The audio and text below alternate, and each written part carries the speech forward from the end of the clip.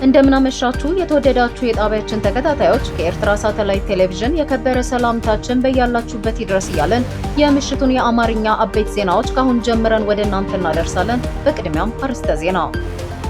ታዋቂው የፖለቲካ ተንታኙ ሸትል ትሮምቮል አሜሪካ ቀይ ባህር ላይ ተሰሚነት እንዲኖራት ትፈልጋለች ሲሉ ገለጹ። ህወሓት ከሱዳን ጋር አብሮ እየሰራ ነው በሚል በፌዴራል መንግስት የቀረበበትን ክስ አስተባበለ። የኢትዮጵያ አጠቃላይ ብድር 51.8 ቢሊዮን ዶላር መድረሱ ይፋ ሆኗል።